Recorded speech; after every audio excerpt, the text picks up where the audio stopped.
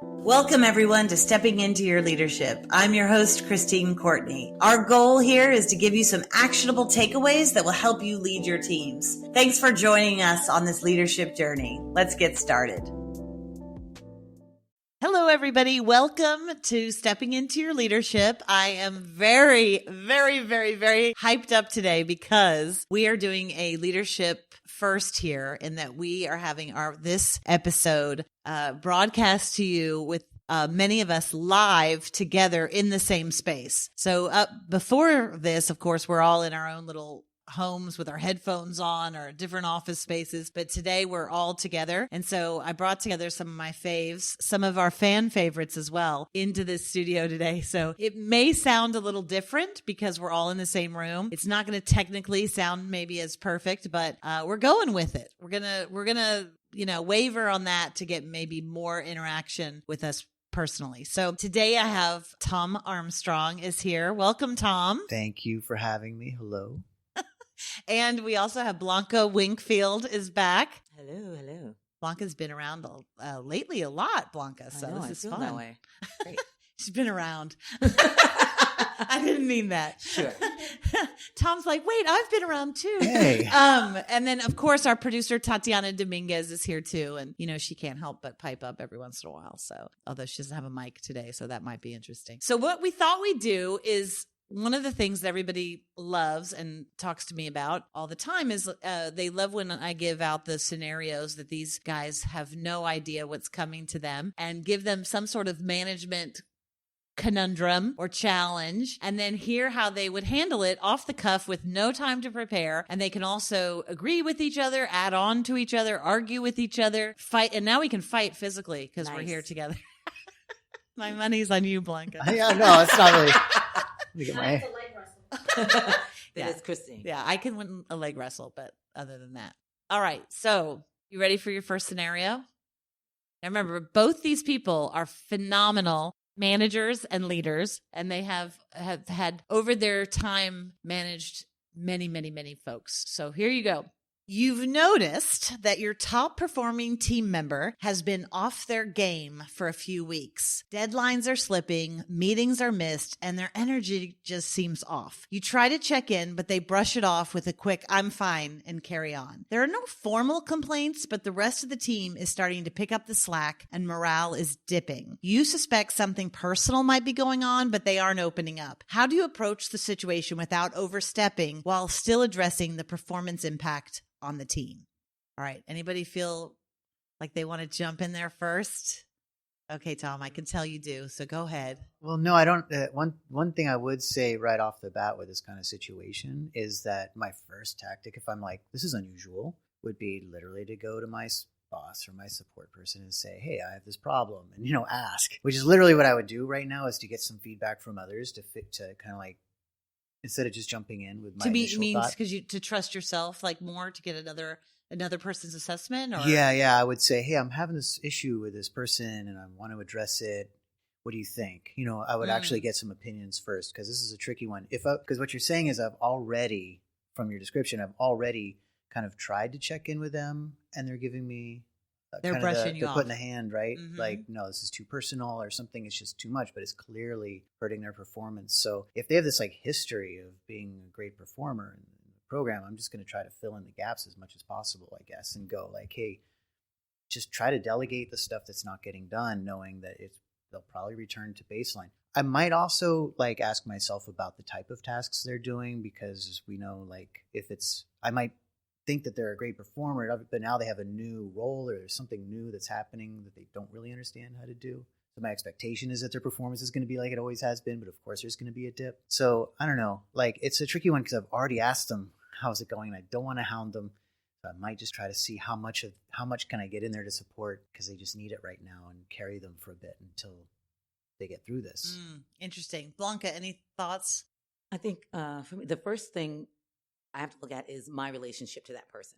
Like, where is your relationship as their supervisor? Like, is this someone who is newish? Have they been around a long time? Do you guys have more of a personal relationship? Or is it really a strictly professional relationship? Where do they fit on the team? Are they a new person on the team? Do they have closer people on the team? So just trying to figure out the landscape of it all. If it's somebody that you have a really close personal relationship with as well, you don't want to overstep boundaries, but I think there you can push a little bit more.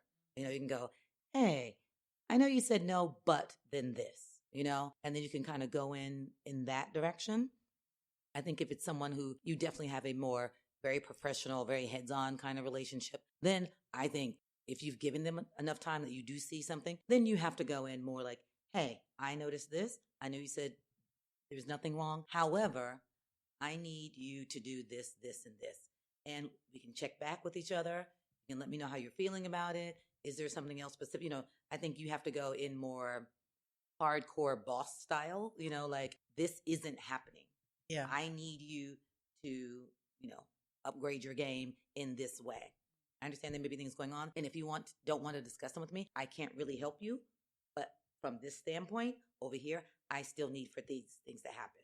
So let's figure out how we can, you know, do that together. To Tom's point, do we need to delegate to somebody else because you're having a moment and you want to talk about it? That's cool. But we still need to, you know, work still's got to get done. I mean, that is part of the concern is that, to Blonka's point too, is supporting that, is that you have someone, they're used to achieving a certain level of performance. And usually if someone is going through something, they will come to you and say, I'm going through something. I just need help right now. So the fact they're also not asking for help, I guess, is a problem or a red flag. So by letting them know that asking for help is the right course of action and no shame in it, like we're here to help you. You would help me. You have helped me in the past. It's our time now to help you if there's a situation, but also to mention, like, regardless, we have to still achieve these results somehow. So I want to collaborate with you to figure out how do we get there, giving you the support that you may or may not need right now, and then see how it goes from there. Yeah, it's interesting because I think y'all are both hit on something, because they will often say, I'm fine, and carry on at first because they think they can hold up the world, right? Yeah. Let's say you're going through a divorce or you're going through sickness of parent or a child or something. Could be substance abuse. Could a return to yeah. drinking again or something, you know. Yeah. It could be any of those things. And sometimes, maybe not the substance abuse one, but the other things, oftentimes I have found if you do have that conversation around like, okay, regardless, we have these, whatever, I know something's going on with you because you're just off of your game, and that's okay. But we've got to figure out a way to do this. Oftentimes, then I will find that sometimes they will open up at that point, and then you got to just be ready for it, right? You just got to hold that space because they're less likely to open up about substance abuse, however. So that becomes a whole different conversation later. But it's good to keep in the back of your mind that that's a possibility, I guess. It is a possibility, yeah.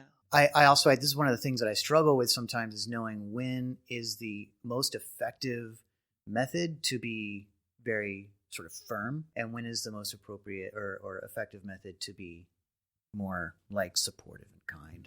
And sometimes you just need someone to say, hey, we're on the wrong track. We have to get on the right track. That'll snap someone back. Or that could also push someone further away if they feel, it depends on the type of problem that it is. Yeah. Mm-hmm.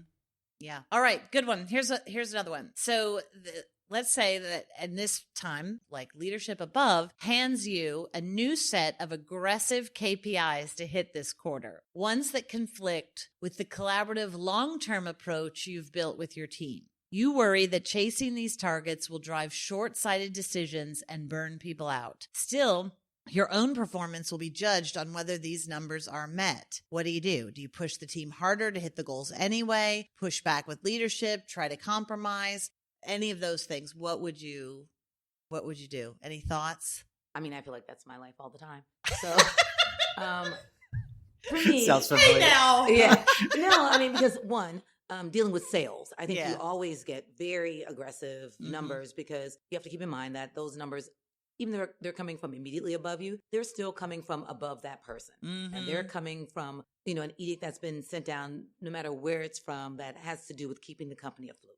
Not like people make up numbers for the sake of funsies and driving you nuts. Mm-hmm. So keeping that in mind, you go, okay, this is what I have. However, if I know my team, and if I know where my team is saturated, I'm normally going to fight for my team and push back a little.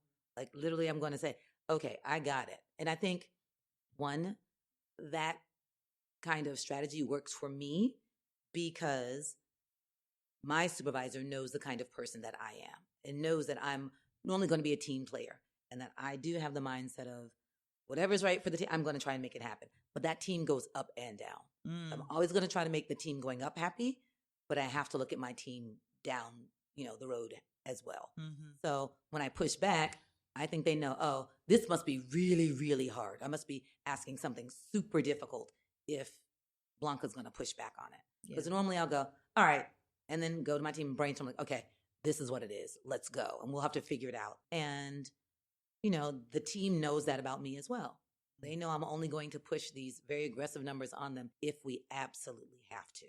You know what I mean? So a lot of it is about that trust level. Like my team trusts that I'm only going to say this, and I've already fought for them for the most part. And so they know if I come to them with something that seems crazy to them, they kind of know where it's coming from. And then still, I got to figure out how to support them in this whole thing, how to still make this work for them, because it is easy for people to just go, seriously, again, we're supposed to do that, like climb this mountain again. And so that's really hard, but you just have to figure that out, with your team, how to do that while still keeping those who've given you this, mandate happy as well. Yeah. It's a hard one. It is a hard one. And I definitely know that one sucks. Tom, what about you? Yeah, it's true. It's a hard, the idea of I have these KPIs and I have this amount of people to do the work and trying to figure out, it's hard to know how saturated people are really in their job. And I think it's good for people to have more work than they can actually get done. So they have to prioritize, but there's a point where they're now working on Saturdays and then they're working on Sundays and it's just overwork now. And then you start losing staff. So that's a big part of the supervisor's job. I don't work in sales, so I'm looking at it from a slightly different perspective. It's more from the side of we have, now that the sale is done, we have KPIs associated with the ability to, get the project done and bill for it and all that. But if it's an unusually large amount of work to get done, or if the KPIs are unusually high, sometimes you can also just tell your team, okay, first of all, I would push back as much as I can in order to just because of it has to be not a gut level thing, but I have to be able to do the data analysis and see, can my team do this based on the resources that we have, is at the quality that's being requested, because we don't want the quality to dip. We have a budget to stay in, and a certain amount of personnel to do the job. So once I can kind of really look at that, coming at it from a scientific, really data-based thing, I can then come to my leadership and say, here's my analysis. This is where it stands. This is what my projections are based on this. Can we budge a little bit? And then if I can get them to budge a little bit, then I can go to my team and also say, hey, it's going to be a harder year than normal. We have these benchmarks. It's for this year. And then that's when I can start to get the benefit of the fact that I've been building relationships with them. I've been doing my one-on-ones with them. I've been building trust over time. They know that I have their back. If they don't know that I have their back and I haven't been doing those one-on-ones, I have not been building those relationships, they're going to hear this news very differently. Yep. But if I have been doing all that pre-work and now I need to tell them it's a hard year, these are the KPIs, I'm really hoping that we can all just kind of buckle down for now and get it. And these are the reasons why it's necessary. It's not arbitrary. It's this is where we stand as a company. This is what needs to happen to get us to the next level. Are we all in? And sometimes people actually feed on that kind of imperative and the challenge, because now you're in a special team we're going to get through this. You're in war together. We're going to get there.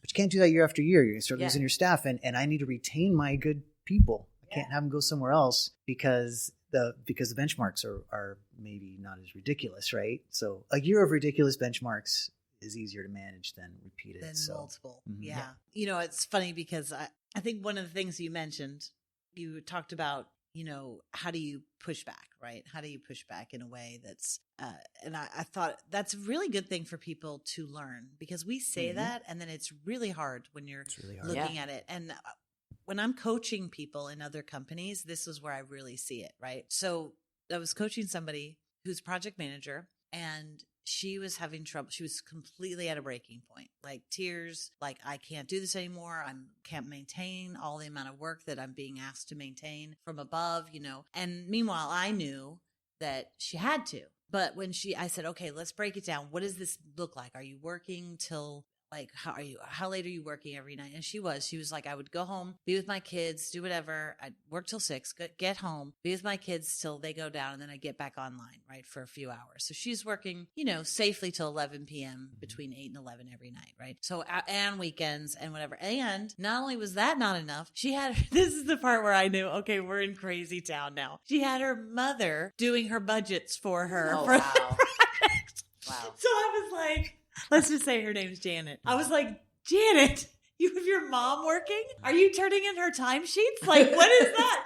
And she's like, I know, but my mom does a good job. And then she's like, and I'm like, but you're not billing. There's no billable hours for your mother. So like, what? And she's like, I know, but I just can't stand it. And my mom saw how desperate I was, so I was like, oh, millennials, I love your baby boomer parents. She's like, my mom's volunteer job is doing my budgets, for me. So I was laughing because I thought if the owners of the company who I know, right, who hire me to coach them, if they knew this, they would just die, that they have employees, parents working on budgeting, So we talked about it and I said, well, what's the problem? And what she basically said was, I'm in meetings so much that I have no time to work on anything. To work on work.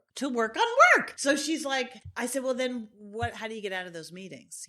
And to her, that was not even a possibility. And I kind of pushed back and I was like, no, you have to have the guts to say, listen, this. And I gave them an example, what Tatiana says to me all the time when I tell her things and then I assume she can make it happen. She'll come to me and say, okay, well, what don't you want to happen because I'm going to be doing this? Yeah. And then I'm like, what? Mm-hmm. And then she shows me like, do you want me not to do this or not to do this? And then I start to have to look at prioritizing, right? So I said, you need to say to them, listen, I can be in these meetings. So I'm not saying no to the meetings, but let me tell you that getting these budgets done or getting this part of the project done there's no time for it to happen because I've been working nonstop till midnight and every weekend still not happening. So if I could get out of this meeting and someone else can cover that because they already had duplications in those meetings. There were already people in there. Then I could actually work during the day and kick this out. And I was like, well, how would you feel if that time? She goes, oh my God, I could breathe. Yeah. Mm-hmm. So I said, well, then isn't it worth having the guts to say that? And so she did. The next time I talked to her, she looked like a whole new person. I said, well, you look good. She goes, yeah, I got out of 2 meetings, finished that thing, started to feel like, okay, I'm catching up now. But I thought, how interesting, because it's not the boss's fault. They don't know a lot of times they're not telling them what's happening. Do you know what I mean? Not only that, but so who's this person's fake name? Janet. So if Janet is now achieving all those results, then that's my benchmark as the supervisor. Yeah. It's like, wow, look what Janet does. She really is one of our most exceptional people. And I know that. So now I'm going to push her a little harder because it's my job actually is to always try to increase, right? But I'm forgetting that actually like it's her mom doing the work too. So maybe it's not really about me giving her more work now to challenge her. It's like, so I don't know. And again, my job is also to give her a little more than she can do so that she's also growing and self-selecting where to fail and hopefully telling me what those are because she has conflicting constraints, right? Like there are certain things that I can fail at in my job. I can't succeed in every single thing. So it's good for my boss to give me information about where that is. I need to also give my boss information about it and say, I think, because I have conflicting constraints. And I think that's a really good term in that situation. I would recommend people, if you have a project management boss, if you use that term, it's their love language. Like, you can use sort of broader terms for it, but you say like, I want to tell you about some of the conflicting constraints I have in my work. And that kind of gets them in a framework that they like. And then you describe what they are. And some of them is your ability to, might be at your capacity to be at your child's spelling bee over the weekend too. That's a constraint.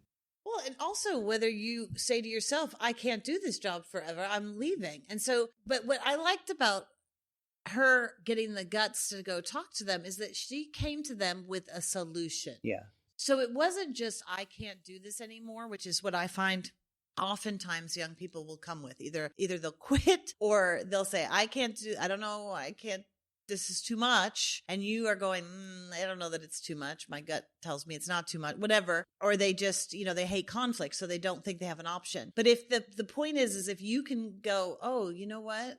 It only took a couple questions for her to say, yeah, I could get this done if I didn't have to be here, which also, by the way, seems stupid that I'm in there because 3 other people from our company are in that same meeting. Then I start to go, oh, that's interesting. Mm-hmm. Right? Like that now we've got it. We potentially have a bigger solution for the company now because you're bringing this up. Maybe we need to look at how we attend these client meetings or whatever. But I just think it's so interesting that people can really have so much more agency than they realize. Yeah. I think one thing Tom mentioned before in a different question earlier was the one-on-one scenario. That's another one. And you just mentioned not liking conflict. Because especially with people who don't like conflict in general, I won't even say younger or older people, but if you're a person who doesn't like conflict and you're having one-on-ones, 9 times out of 10, you're not being truthful as to where you are in your capacity to do work. You're right. So as you said, if you're having a one-on-one and you have that level of trust and you've been doing them, your supervisor's been doing them well, they should be able to say to you, look, here's my schedule. Here's where all my projects are. This is the percentage of where I am on these. I can't continue to do this. But 9 times out, they come in and they're like, how's it going? Everything's good. Everything's fine. Yep, I can do, they don't want to rock the boat. They don't want to feel like they're going to get in trouble because there's a certain level of trust that they're just not at, on both sides of that fence. So they're just going to keep saying that. And the problem just keeps getting worse and worse. Yeah. So they never get anywhere with it because the boss might actually be, if they're a real project manager boss, they may see that like, oh, you're stressed. Then I can delegate take some of this off your plate and give it to somebody else.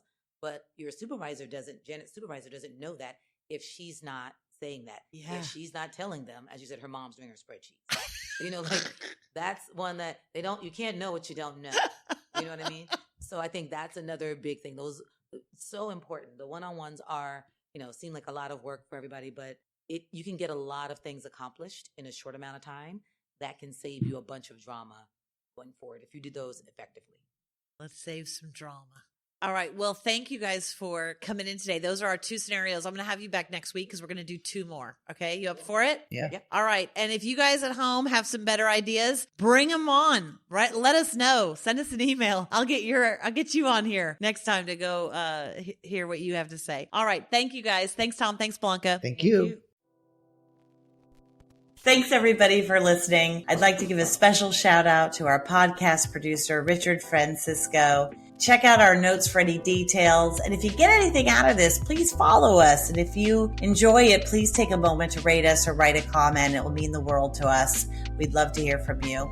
And if you just can't get enough, follow me on TikTok and check out tlpnyc.com/podcast for more information.